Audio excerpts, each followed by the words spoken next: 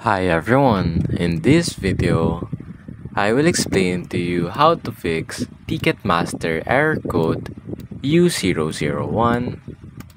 Now here, I will show you one method on how to fix this issue. So,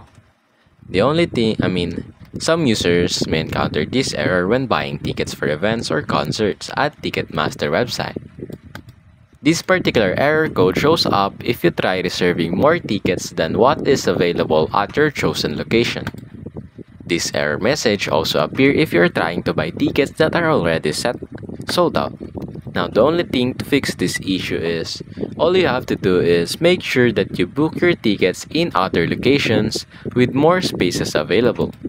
You can try to check the server status of Ticketmaster, clear the cache of your browser, or switch into incognito mode. And that's basically it.